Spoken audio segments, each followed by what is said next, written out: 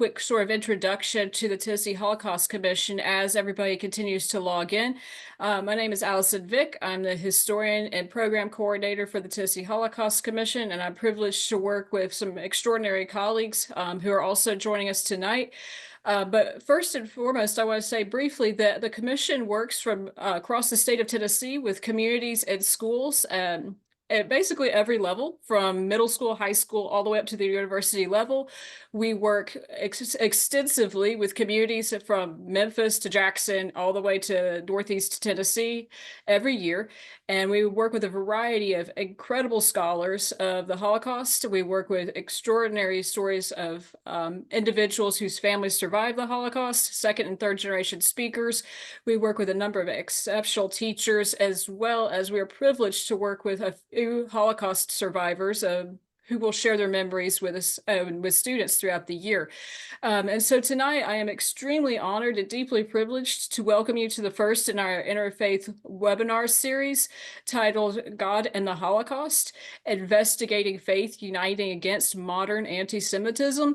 And so it is my deep privilege and complete joy to welcome Father John Pawlikowski, who is a member of the Order of the Friar of Servants of Mary and was ordained at the University of St. Mary of the Lake.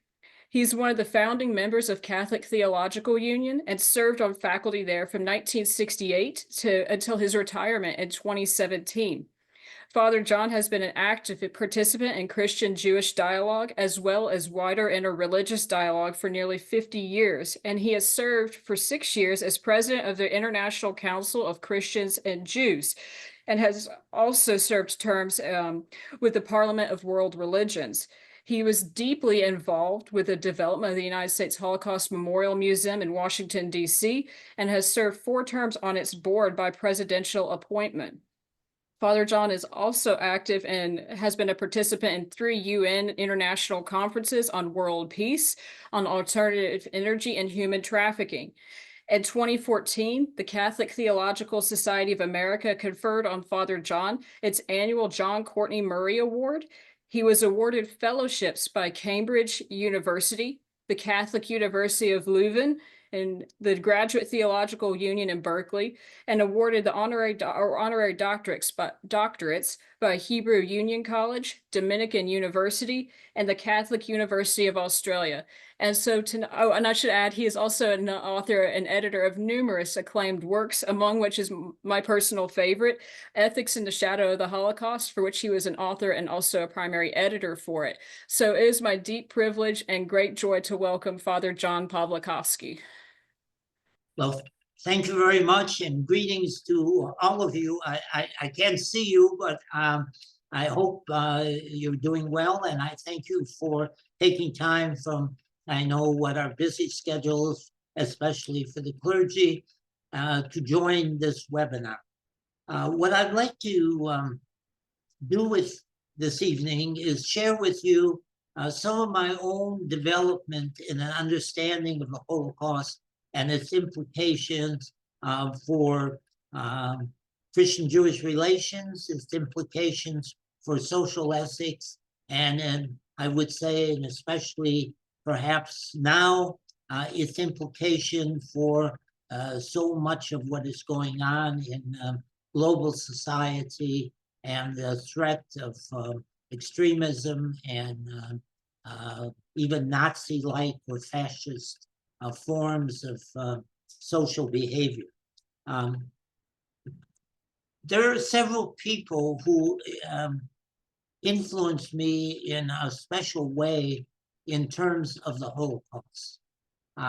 Particularly, in general, I would have to say my more than 20 years of serving on the board of the United States Holocaust Memorial Museum in Washington was one of the most transforming experience I have had in my now rather long life.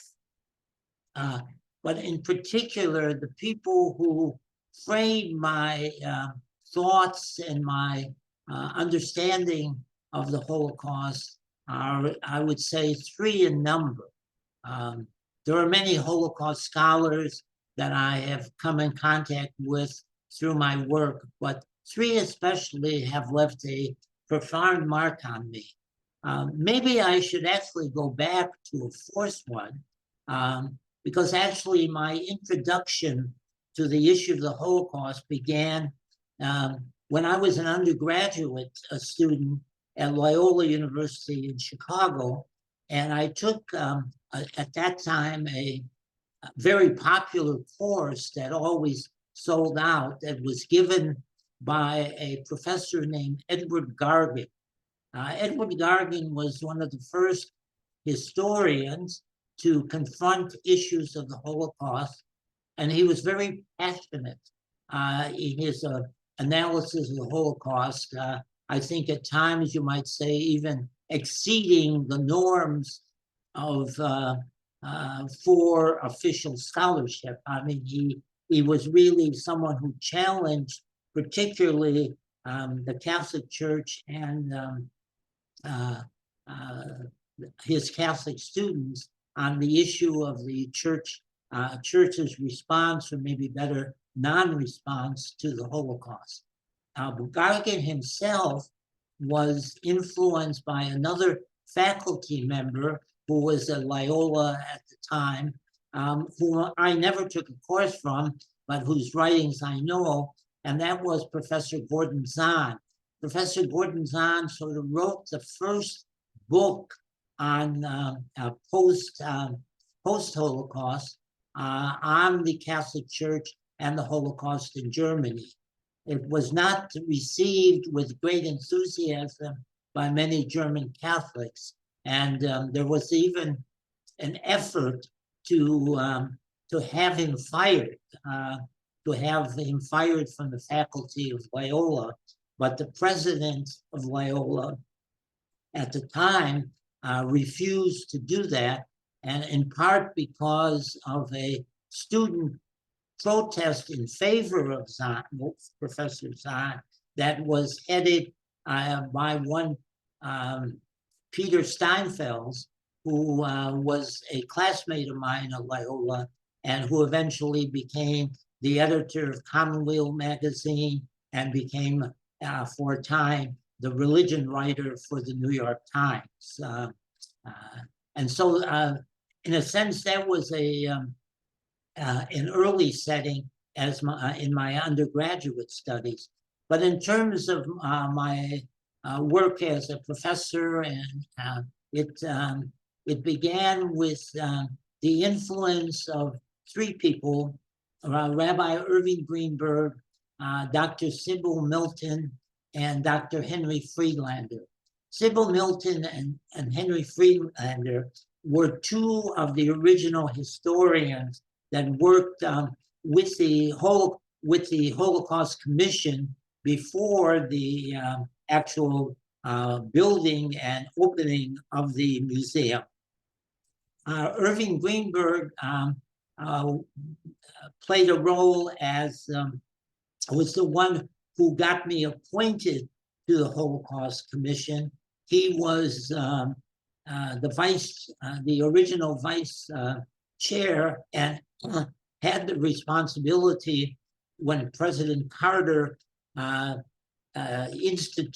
when President Carter proposed the United States Holocaust Memorial Museum, and it was eventually approved unanimously by both houses of Congress. And so the implementation of the bill, the congressional bill on the Holocaust, was in part left to Rabbi Greenberg. He was also a very interesting member of the Orthodox Jewish community in New York, a leading rabbi, and so on. Quite unorthodox in some ways, if one has a picture of orthodoxy in Judaism at the time. But he began to speculate in his writings about the significance of the Holocaust. And I was really taken in by the depth and the understanding that he put forth. His major thesis regarding the Holocaust had to do with implications for understanding the fundamental covenantal relationship between God and Judaism, but by extension, God and the other two sort of covenantal faiths, Christianity and Islam.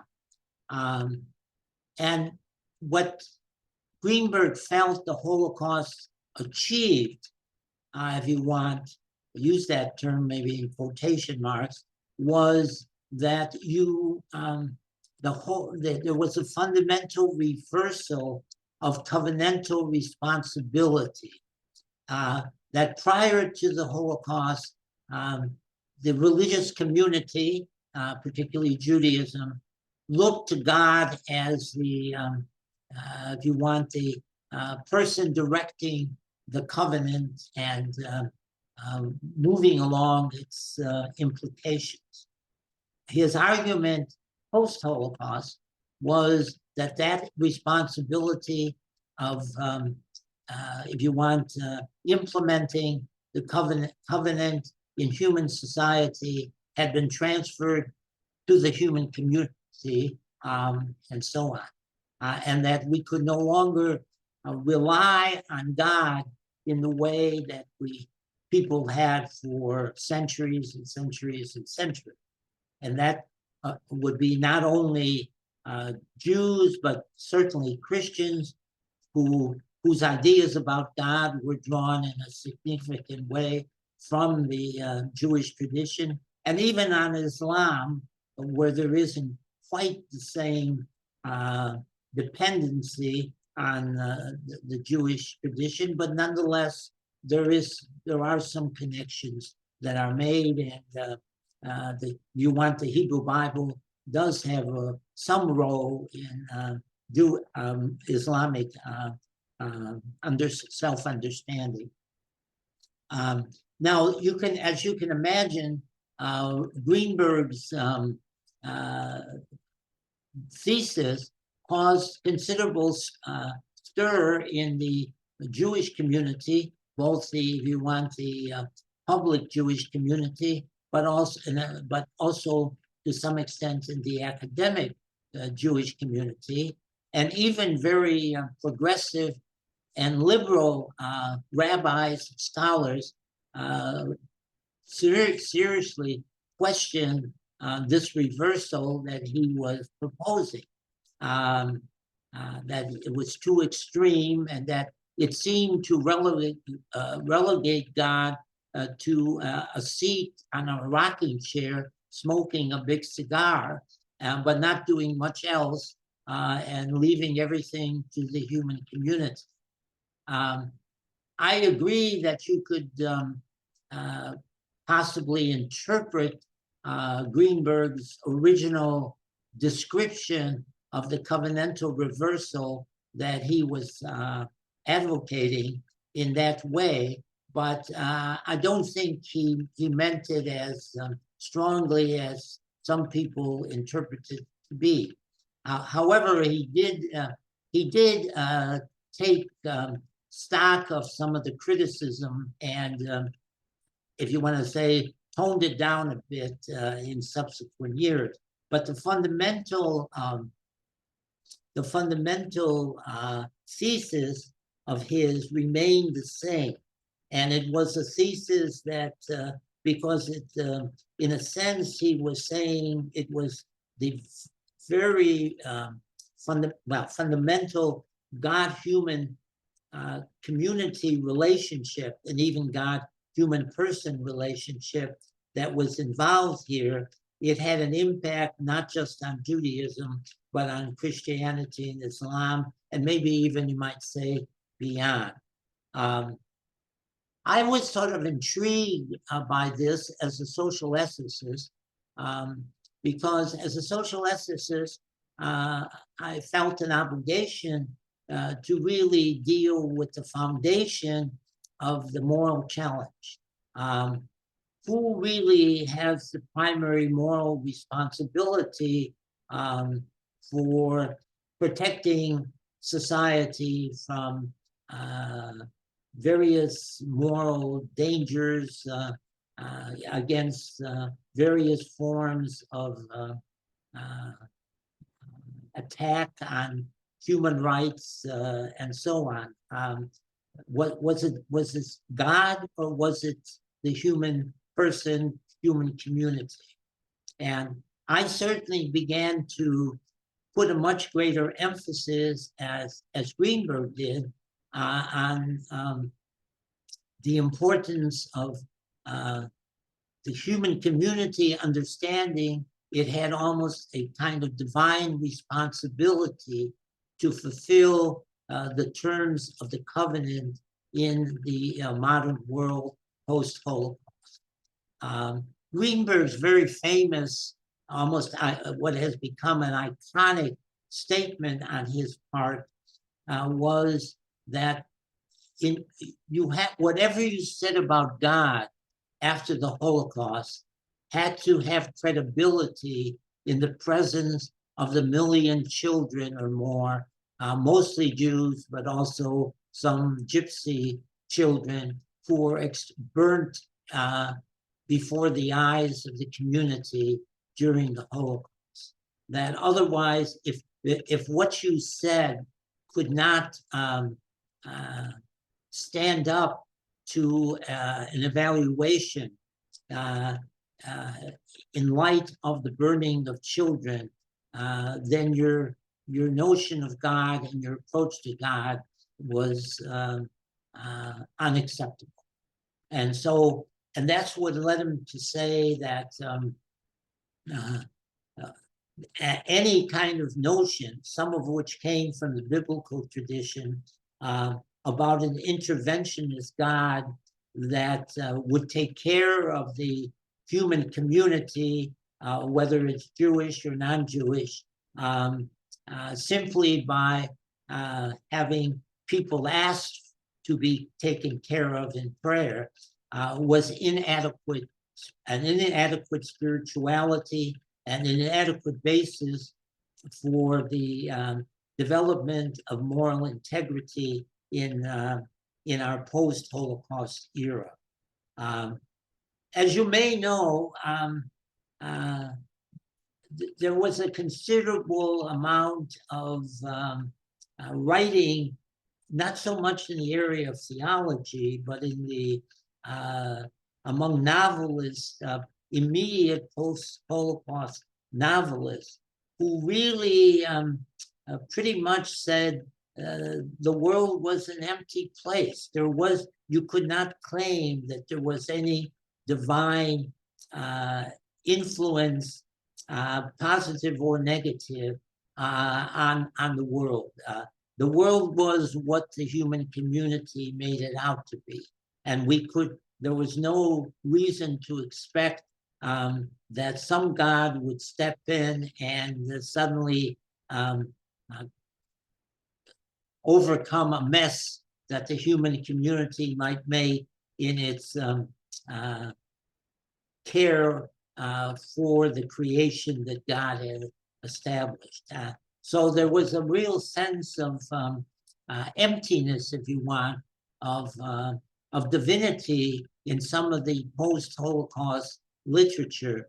To some extent, Greenberg was also responding to that same challenge. Was there a really a situation that had to be confronted in which we understand that the traditional ways of interpreting God's relationship to the world could no longer exist? And his answer was really that the traditional ways couldn't serve us anymore adequately in terms of understanding the God-human person relationship. And I frankly bought into that analysis up to a point. I never quite personally went as far as Greenberg, not because I was afraid of doing so, but I simply didn't think that was true. And but I also emphasize very much that we have to move against a the notion of an interventionist God, especially if that notion of an interventionist God, which, for example, is so strong in some of the Psalms, which are recited, which are a basic foundation for much of Christian prayer, that notion of the interventionist God had to be significantly modified, not just for the sake of modifying, but by coming to grips with an understanding of the depth of our own responsibility for the world.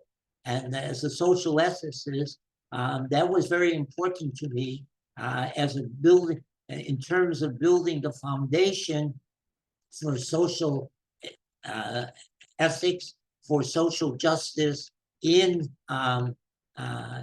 the Christian tradition, which is my tradition, but also I could see it as a basis for Jewish social ethics, Muslim social ethics, and so on. So that was one of the biggest, one of the reasons that I've had such a strong interest in the Holocaust, because I think in coming to grips with it and through an analysis of how it came about and why it came about and where it left us after it happened, I think is something that's closely related to the establishment of a foundation for social ethics in contemporary society. That leads me to another dimension, because one of the ethical principles, in some ways, maybe the major ethical principle that emerged for me from the writings of Yitz Greenberg and also my reflection on it, is that our primary concern had to be with the human dignity of each and every person. Today, as a result of some of my work in the ecological field over the past, in earnest over the past 5 years or so, but even longer than that, I would also add the inherent dignity of all creation, not just human creation. But human rights, I think, is something that have become non-negotiable. It becomes the primary challenge that we must maintain in the light of Auschwitz. And that has to do with a sense of what did Nazi ideology really highlight. The Nazi ideology highlighted the superiority of the Germanic peoples and the inferiority of most other people, and some of the inferiority extended to Slavs, to Roma and Sinti, or what we some more commonly call gypsies, to handicapped people of various sorts, and to gay and lesbian people. And so the goal of Nazism was to create this superior race. And one of the most powerful exhibits, which also had a traveling version that went to various parts of the United States, was an exhibit called Deadly Medicine, that dealt with the medical experimentation conducted as part of the Nazi effort, and the attempt to really create through proper medicine, first of all through proper medicine, but also through the elimination from human society of groups and individuals who were considered threats to the ability of humanity to rise to new levels.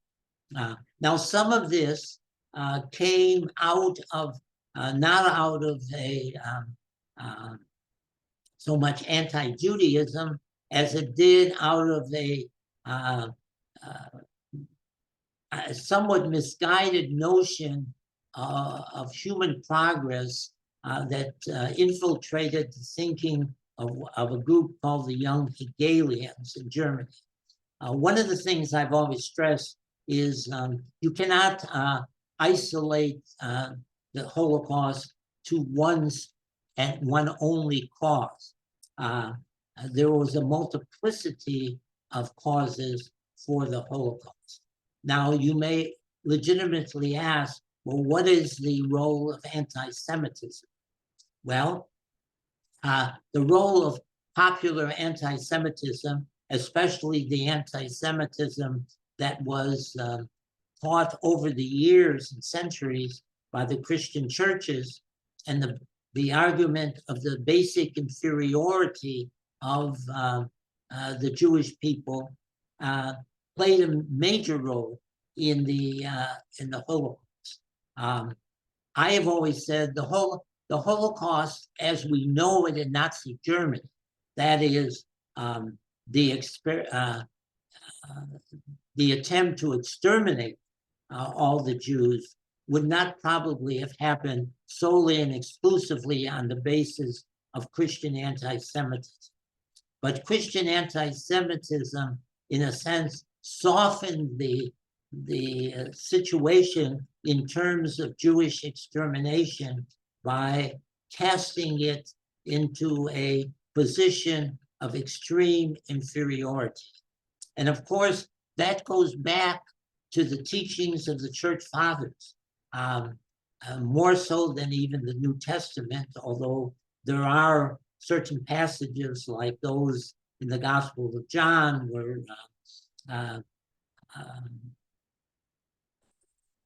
Jews are said to have Satan as their father and so on, that certainly aided and abetted that effort to marginalize Jews.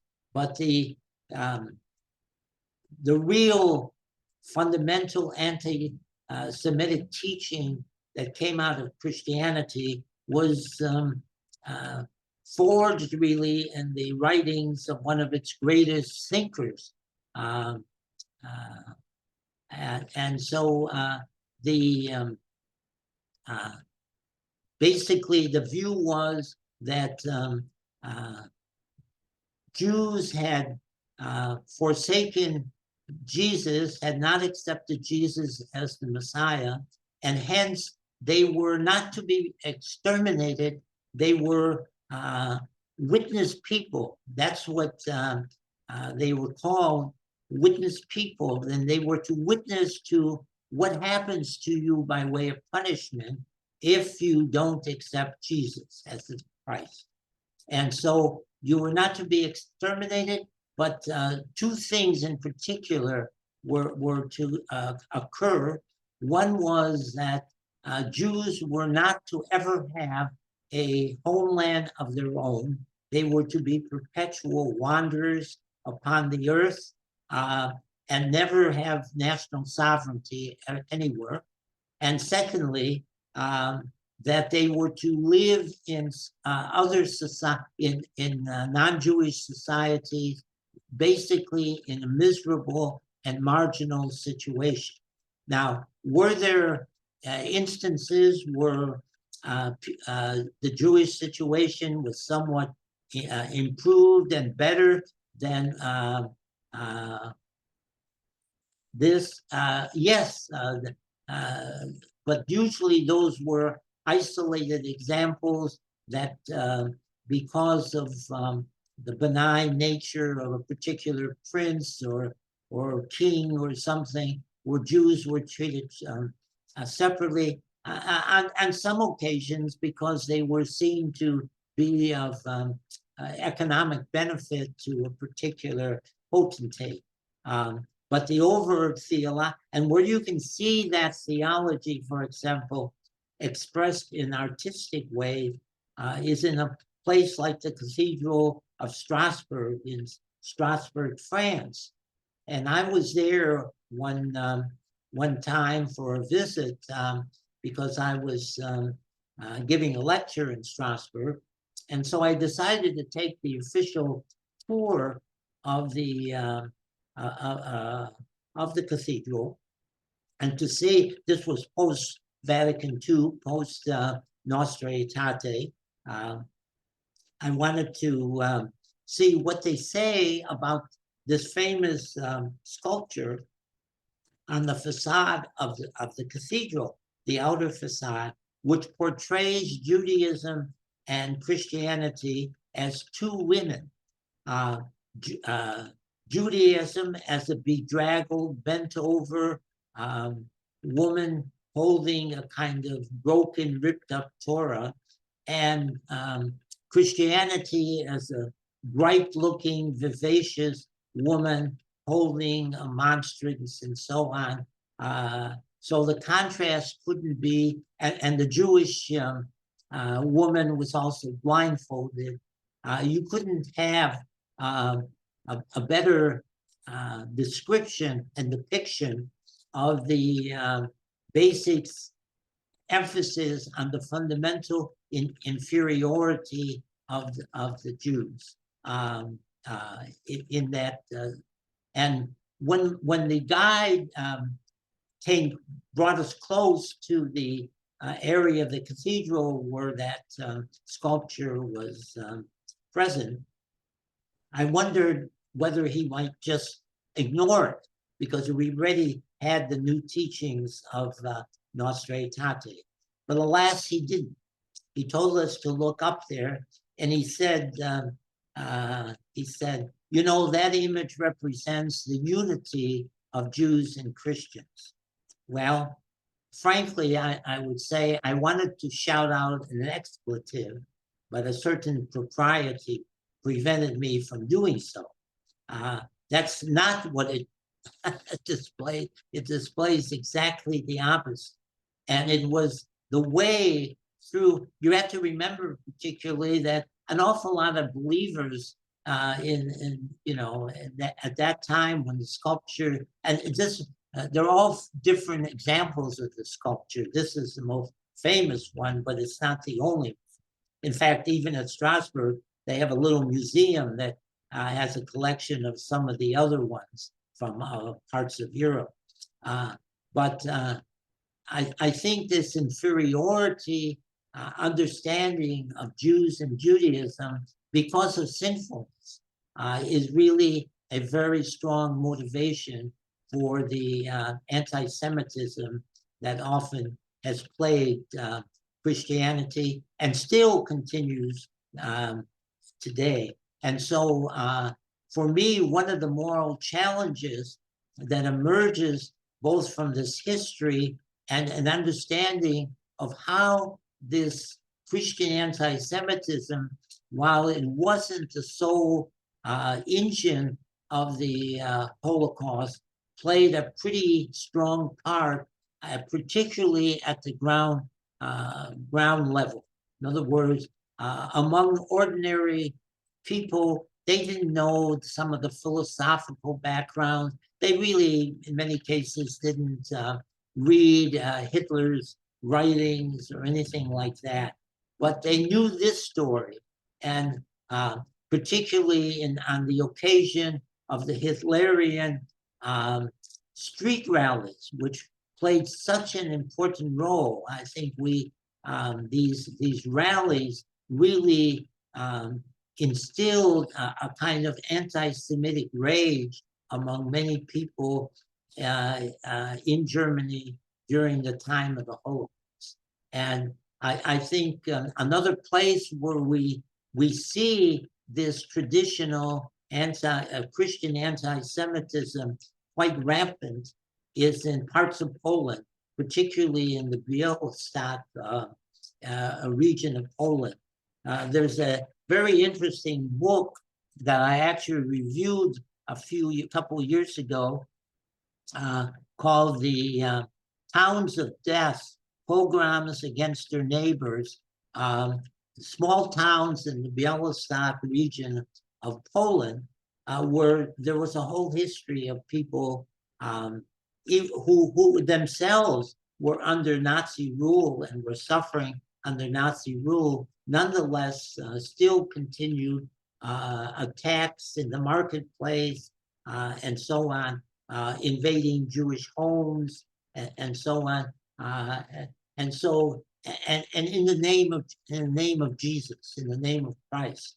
I mean, and oftentimes the priest, the local pastor was in charge of this effort to attack Jews and Jewish homes in these regions. So I think the Christian component in the study of the Holocaust, which continued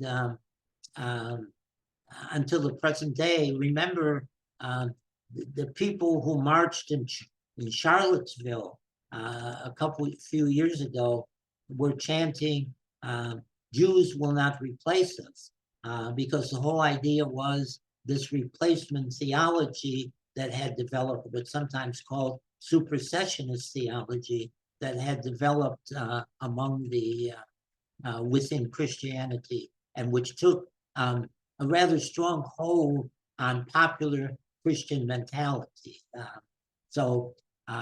And the Holocaust was very deeply affected by traditional Christian anti-Semitism, even though I for one would argue you just can't draw a straight line between traditional Christian anti-Semitism and Nazi ideology. There are significant differences that we should not lose sight of.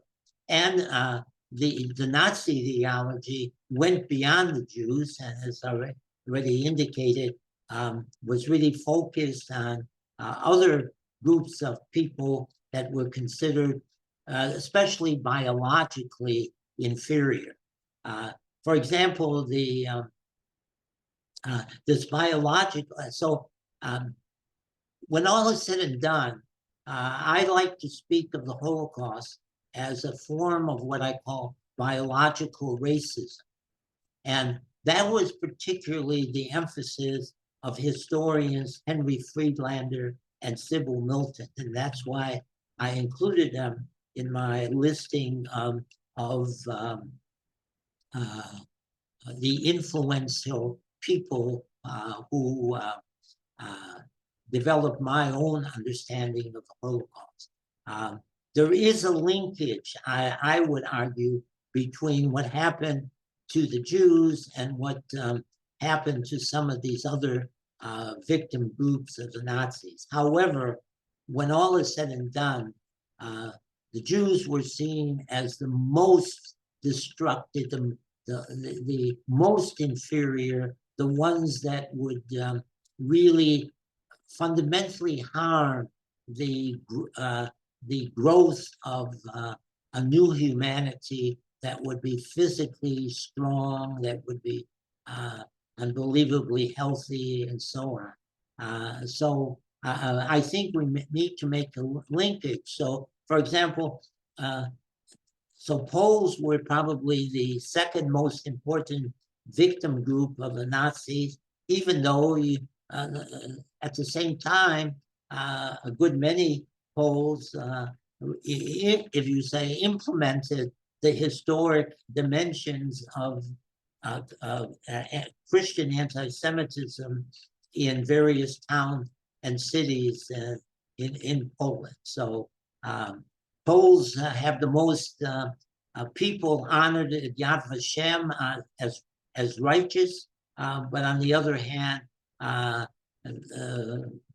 the Jewish community in Poland, which was one of the largest communities in Europe, was greatly impacted by traditional Christian anti-Semitism, even though today that continues to be a controversial topic in Poland. Let me just raise just a few other issues that I think, especially looking from the ethical point of view. I think the whole thing of Pius XII's responsibility, I don't think we could brand Pius XII to be an anti-Semite in the way that that term is kind of understood today. But he was, I think, very much affected by the ordinary Christian anti-Semitism that plagued the church at that time. Did he do some things to try to save Jews? Yes, but they were largely late in his papacy, late in the war, and also when all is said and done, somewhat token gestures. Basically, he did not speak out publicly in any strong fashion against the Nazis. He did some kind of indirectly, and some people did take what he had said indirectly to apply to the Nazis, but I think we're still in a process of trying to completely clarify that, and the Vatican archives that are now open, in which the Holocaust Museum in Washington is doing a lot of work in terms of going through those archives. I'm willing to await but it may take 10 years of research before you go through all the archives to see if there are any needed changes in the image of Pius XII. I think we also need to, more in terms of morality, we really need to think about creating what some have called an early warning system to guard against threats of Holocaust-like actions in human society today in so many parts of the world.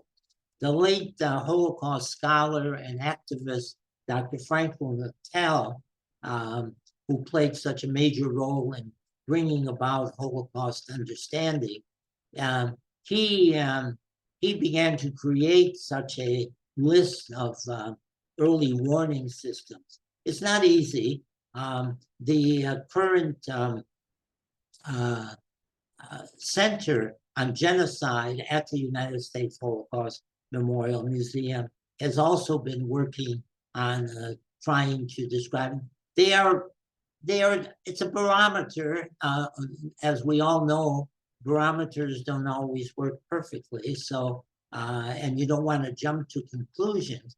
But nonetheless, I think one of the moral challenges we have in order to stop the possibility of additional eruptions of Holocaust-like actions in human society is to begin to develop this kind of early warning system that we have. Finally, I would just simply say, there's a short video that I did in connection with my work on behalf of the artwork of Arthur Szyk, who is a Polish-born Jew who did some wonderful anti-Hitler work. He's an illustrator. He's also done some very beautiful Jewish artwork and so on. Yeah, he's dead now, dead for a while. But I served on the Arthur Szyk Foundation, and one of his illustrations is De Profundis. It's really kind of very deep reflection in art on the Psalm De Profundis, and it's very moving. And it forced me, and I do this in the video, it forced me to really ask the question, what would I do? And I think we all have to ask that question. What would I do? And what today we might have to ask, what will we do in the face of a return of fascism and even forms of Nazism? What will we do to prevent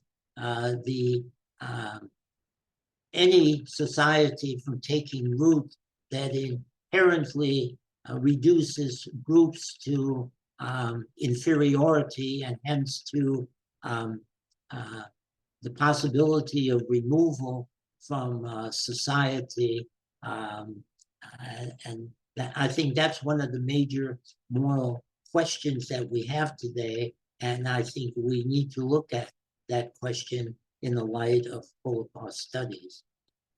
Whether I would be up to doing the moral challenge, I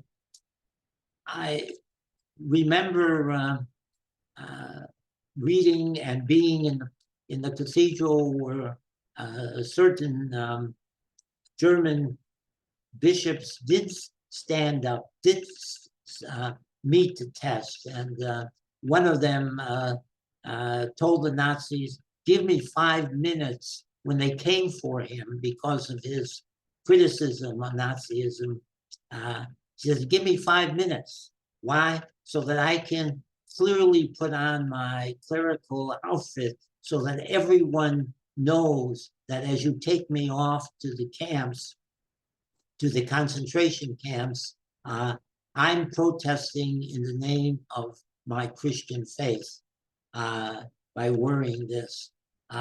I hope all of us will think about that and really think, what would we do?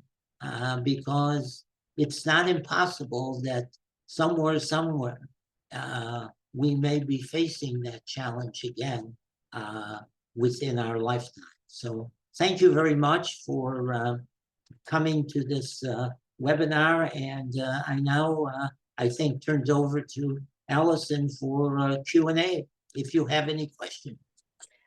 Father John, thank you so much. And I would just want to toss out to anyone listening that we have, if you're interested in a link in which Father John talked about where his experiences that he visiting the cathedral and where German bishops were, we can easily get that to you, or you can find it on YouTube as well. It's a very, very powerful testimony that you give there. And again, the entire webinar has been such, so I deeply thank you. And I definitely would like to open it up to some questions. I see some have already popped up in the Q&A. So I will read those off and then we'll get started. The first one says, Father John, how would one go about creating a warning system today? Well, it's a complicated procedure. It's hard to summarize it in just a couple of sentences. But I think you could get information about it from the Genocide Center at the Holocaust Museum in Washington. It obviously depends on a perception of certain developments in society. Anytime actions are being taken by a government, whether nationally, locally, and so on, which places a certain part of the citizenry in an inferior position, on whatever level, whether it's economic and so on and so forth, that you might be seeing some of the seeds laid for a more developed form of at least of fascism and so on. So it really is involves monitoring, as you might say, the major activities of governmental action, whether how are governments acting in terms of the treatment of people, and then is there discrimination? Is there anything that's causing a real split in the society between the so-called haves and the have-nots, and how the elevation of one group or race over another automatically, I think, lays seeds for genocide. We certainly saw that in Rwanda, where unfortunately the Catholic Church, which was very powerful in Rwanda, Rwanda was the most Catholic country percentage-wise in Africa, and there was clear favoritism particularly during the time that Belgium occupied that region, certain favoritism for one of the major tribes over the other. And it was in Rwanda, you have a clear case of part of the population being seen as superior to the other part of the population. And that clearly created what was necessary to create a Nazi-like genocide in Rwanda. All right, the next question is from Pastor Andrew Abraham, and he says, Father John, you said that the Christian attitude toward Jews was forged in the mind of one church father in particular. Who was it? I'm having a senior moment right now. Who's the Augustine? It was Augustine, Saint Augustine, one of the most prominent. In fact, he's kind of one of the patrons of my own order. We follow the so-called rule of Augustine, so it's a bit almost embarrassing in that regard. In that context, I would mention that we are approaching in Christianity the next year, 2025, the 1700th anniversary of the Council of Nicaea. And it was at the Council of Nicaea that many of the Augustine came sort of at the end of the patristic period. Some of the ideas that he incorporated in his own thought on this subject came from earlier church fathers, Justin,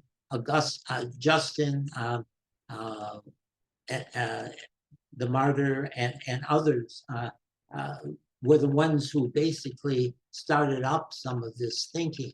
And so I have been saying that maybe what we need to do as part of the commemoration of Nicaea, of the anniversary of Nicaea, is that we call for a formal repudiation of Augustine's teaching about the Jews during that year, during this coming year of 2025. Because I think as long as those teachings remain implanted in the Christian consciousness, we won't completely wipe out the possibility of anti-Semitism from the Christian proclamation. So, I would say something similar to what we have done with the recognition of our sinfulness against tribal communities in the United States and Canada, where the Pope himself in Canada came to offer an apology to the tribes that were so badly treated under the perception of fundamental inferiority of the tribes and the need to so-called Canadianize these tribes, which basically meant a total removal of their culture and their sense of humanity, positive humanity. So I think maybe we could, the Christian churches could really formally repudiate it. I mean, it's not a miracle suggestion. It's not going to cause, but it's maybe will affect people, consciousness. Because so many people, I don't know how many books I have looked at in libraries and collections on St. Augustine, and almost nothing in many of them is ever mentioned about this theory, which someone like Father Edward Flannery, who wrote the first important book on Christian anti-Semitism, says caused the death of close to 1 million people over the course of Christian history. So I think we have a major responsibility in that regard. Another question for Pastor Andrew says that I had a professor in seminary who, in his defense of Pius the 12th, used to tell us that was a very renowned rabbi in the city of Rome who was so impressed with Pope Pius that he became a baptized Christian. Are you familiar with this story, and do you think it's true? Well, the story, yes, I'm familiar with it, and the story is true. But one rabbi doesn't make an entire Jewish uh, community. Um, and yeah, there are instances like this. Some of them, frankly, were a bit political. The praise. I would. I don't want to get overly political, but just look today on the internet.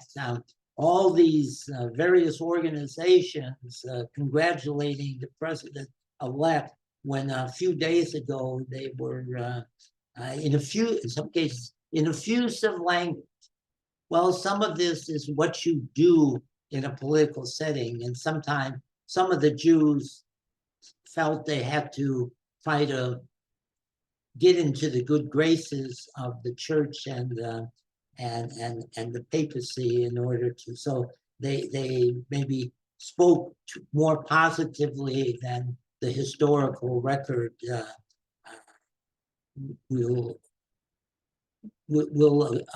show was the actual situation. Pius XII, I have talked for quite a number of years against calling Pius XII silent. Because I think when you use the words, say he was silent, you mean he didn't do anything. Well, there is evidence he did some things, but it's minimal. It's towards the end of the war, and so it was not. Pius XII's basic problem, I think, is that he had what I would call a diplomatic model of the papacy. He felt that he had to defend the church as an institution, lest the church collapse under Nazism. And so he would take steps as any society. I mean, we know this. People in Eastern Europe during the communist era had to make compromises with the government so they could stay alive as an institution. And I think Pius had that same mindset.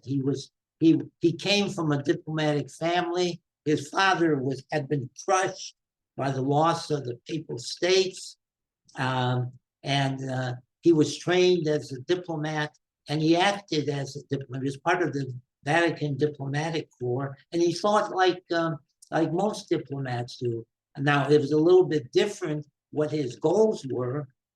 An average diplomat's job is to try to enhance the economy of his home country through trade or by emphasizing the rich culture of his or her country, and so on to people in other countries. Pius XII's I think saw his major responsibility was to protect the existing institutional churches, in part because he felt, I think, theologically, that unless the church exists and baptism existed and the Holy Eucharist existed, people would have difficulty achieving eternal salvation. Now, that may not be how we would identify exactly the goal of Christianity today, but that was the prevailing kind of view, and so he really felt it important to keep alive the institutional church so that you could keep alive its saving dimensions. All right. I can't wait. I think I can anticipate maybe some of your response to this question, but I can't wait for you to answer it. We have a question coming in that says, are you familiar with the theory that that the Jews were punished in the Holocaust for, quote, letting Christ be crucified? How do you respond to this theory? Well, in fact, Christ was crucified by the Roman authorities probably as a political threat, a minor political threat. He was put to death on Golgotha, which was the place where the Roman occupation forces put people to death who were considered a threat to Roman imperial rule. You have to remember the Jewish community was under occupation and had to compromise with did some Jewish leaders aid and abet the death of Jesus? Probably. And they were in a similar position to some of the Christians who had to compromise with the governments in Eastern Europe, or the Christians in China who have had to compromise with the Chinese authorities and so on as an institution. But by and large, the Jewish community had very little to do with the actual, they did not have the power with Jesus. And so clearly they were not the major figures. Jesus was put to death by Roman authorities. And it's interesting because the classical creed of the church does not blame the Jews. It clearly blames the Roman authorities. When we recite the creed in the Catholic Church, say at Sunday Mass, the blame is put on the Romans, as it should be. But this whole tradition developed. It's true that the accusation made by the church fathers for the marginalization of the Jews and their consignment to perpetual wandering and to marginality in society was based on the charge that this was punishment for not accepting Jesus as the Messiah. And in the case of Augustine, they were to be witnesses to what happens when you don't accept Jesus as the Messiah, as I said. So yes, that was the traditional argument, but it's not true. I mean, what Augustine and these people presented was a falsification of the Jewish law. And we actually know more now about Jesus's assassination for death than those people knew. We don't know everything.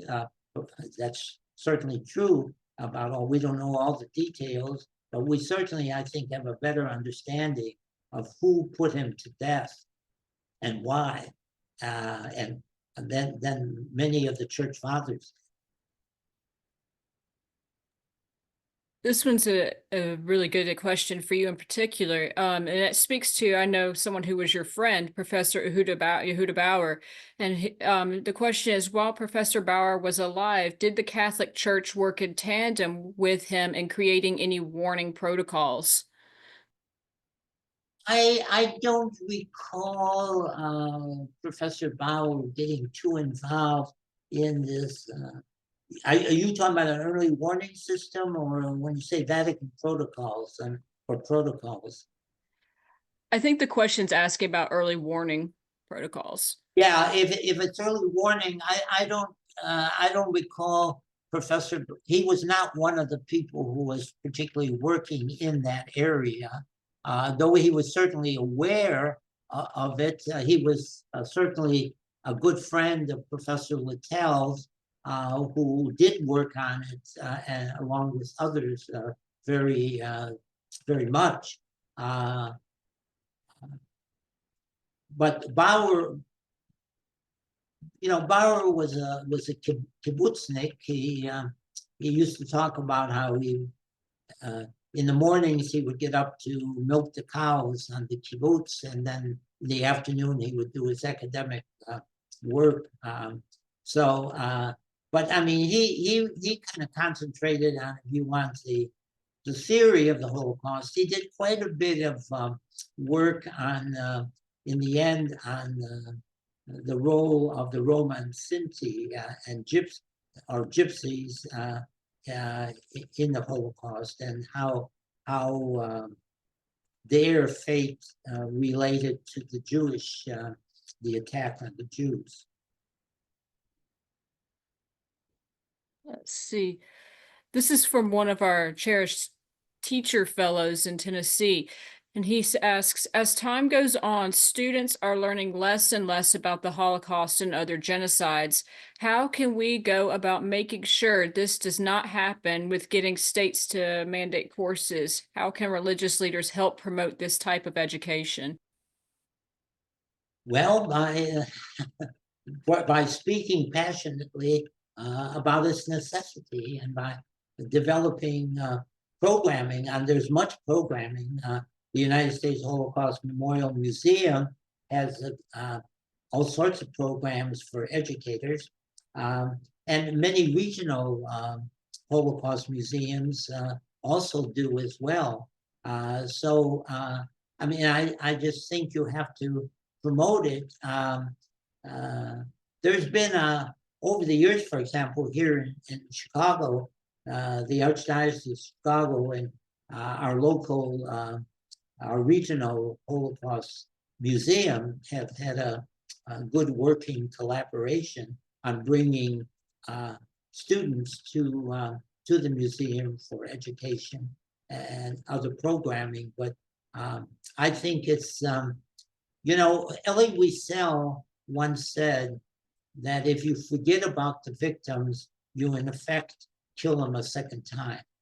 And so I think it's a real challenge now, because let's face it, the actual victims are getting fewer and fewer because of age. So there won't be any, at some point in a perhaps not too distant future, there really won't be any survivors left. Now, we do have a lot of survivor testimony on tape and other forms of contemporary media, some of which is frankly controversial. So we will have that testimony. But yeah, it is. It's a challenge to lose sight of this. Because, you know, frankly, even one of the things that was interesting when I taught the Holocaust ethics at Catholic Theological Union almost every year, and when my students, which were very international in composition, would go to visit the museum, I always mandated that they could do it whenever they wanted to. It wasn't a group trip. Most of them, including some of the ones from Africa and so on, were really, it's incredible, their reaction, how moved they were. And many of them thought, well, I'll get this over in 45 minutes and, you know, fulfill the mandate of the course, and found themselves going back the second day because they were so compelled about the witness that was there. So, and you know, if you're close enough to Washington, well, first of all, if you're close enough to a regional Holocaust institution, I think it's worthwhile trying to schedule visits by students. And certainly, if you have an opportunity to take them to the museum in Washington, that's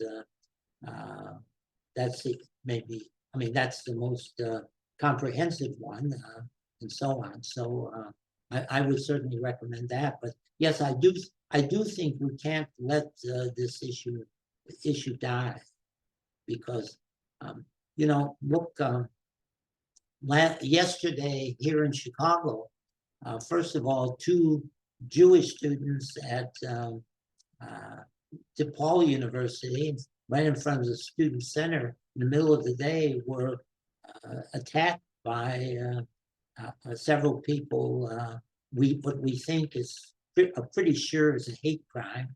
And that evening, there was a group trying to attack, invade what is called the Chicago Loop Synagogue in downtown Chicago during a meeting to protest the war in Gaza. Now, we can discuss, need to discuss some moral issues regarding the Gaza war, but this kind of action is not, in my judgment, the way to go about it. So it's the issues there, and we know what happened in Charlottesville, so on. For the sake of time, I know we have a bunch of questions still coming in, but I wanted to, I've got time for about, I think we forgot time for about 3 more. So I want to address one that's coming from Alan Steinberg that is really interesting. And he says, thank you for your wonderful talk, Father John. Have you evolved your own sense of maintaining faith in God in the face of the Holocaust? And have you found support from your peers, or and has there been success in conveying to the laity that the Jews were not to blame? Well, on the second part of that,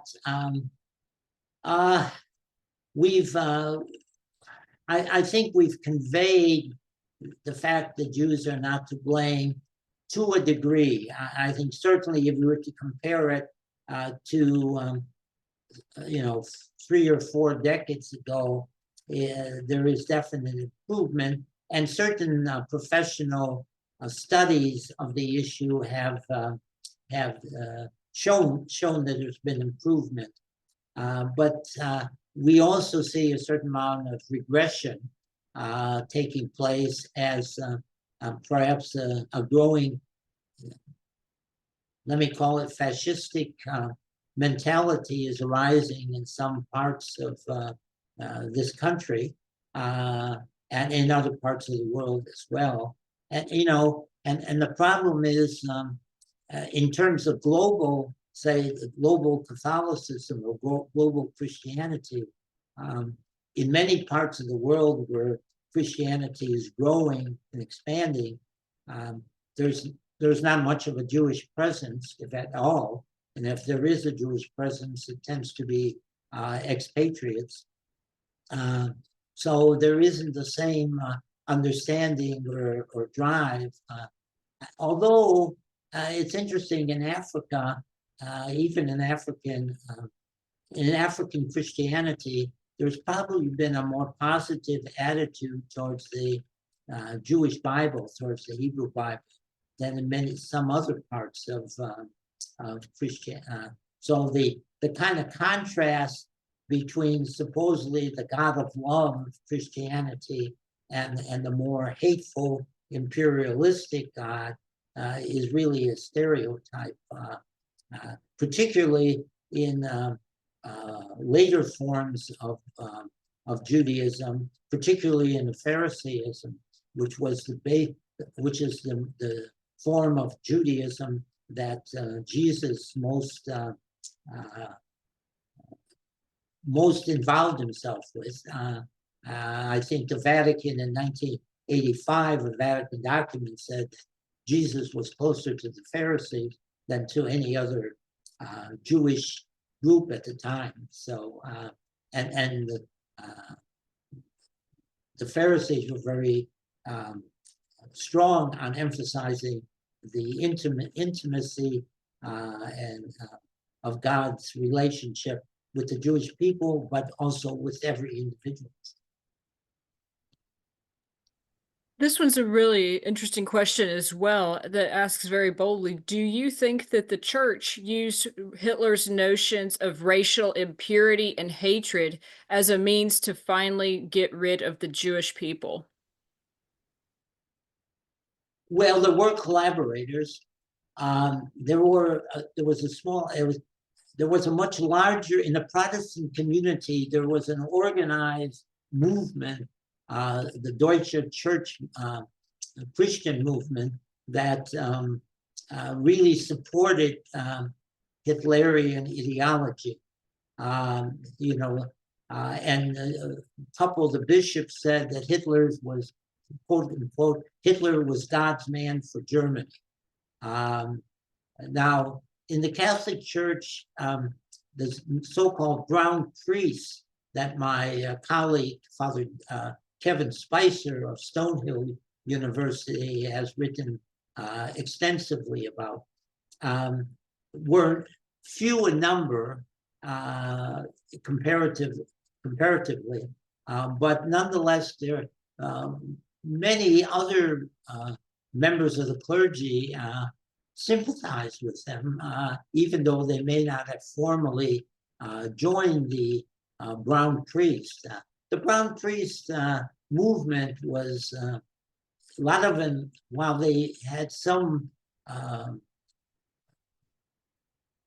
affection for Nazism, never joined the movement because there was a feeling, even among the Brown Priests, that they were kind of second-class citizens with respect to the Nazi community, that they weren't really trusted when all was said and done, and therefore they never were given positions of leadership and so on. So even though they came out strongly in favor of Nazism, but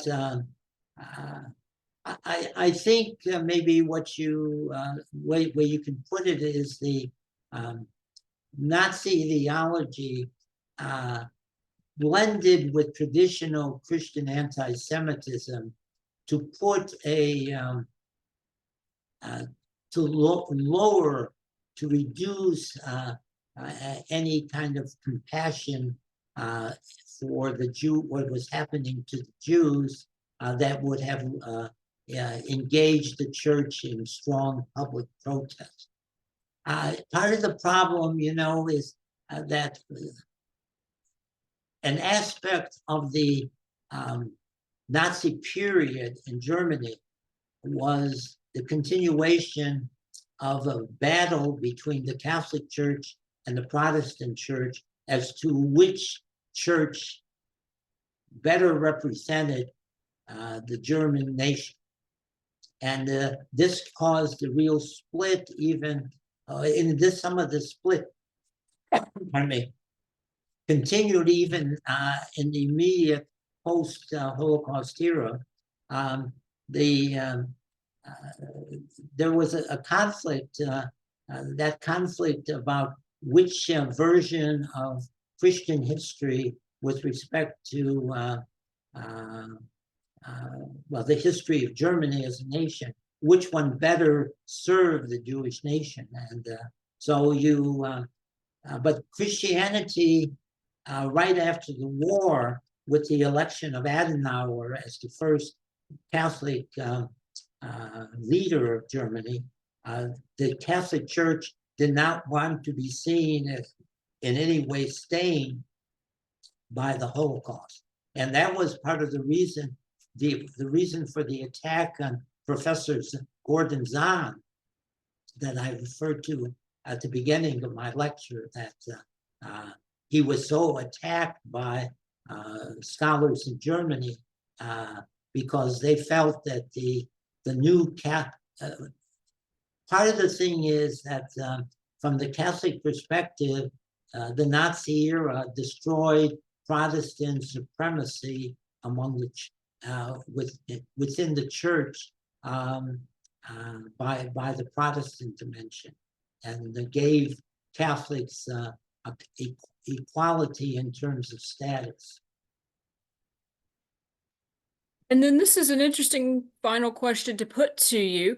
And I want to ask that as sort of our final question, how is Father Gregor Pawlikowski, a Jewish Holocaust survivor who became a Catholic priest, considered among the Catholic Church? Is he ever discussed in regards to his contributions of making Auschwitz a Jewish memorial rather than a Catholic order under the communists? I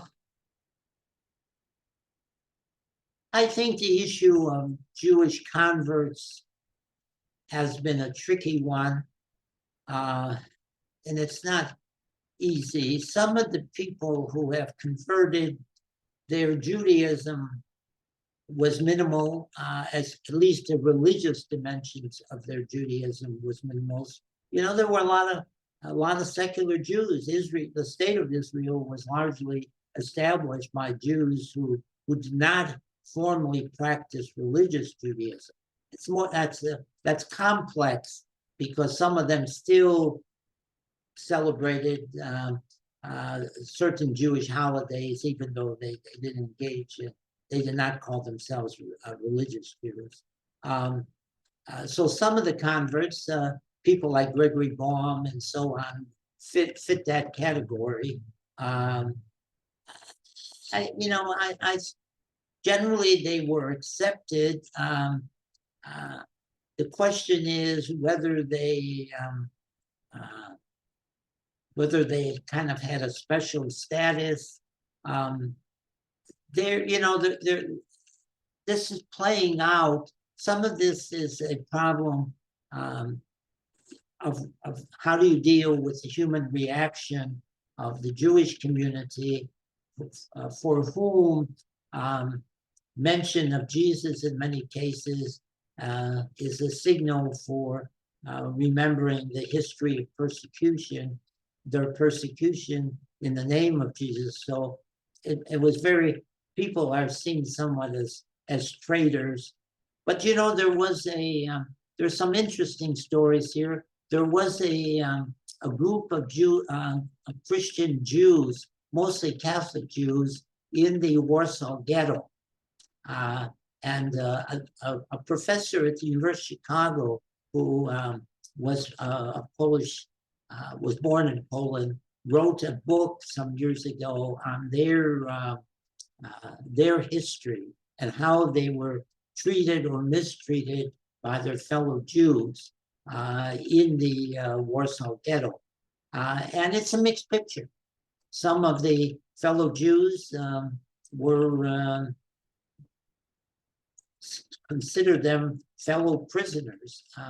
Others were a little more hostile to them and so on. But even though they were both suffering the same, because for the Nazis, conversion didn't mean anything. It was blood, not conversion. So you could, if you had Jewish blood, you were tainted no matter what you believed.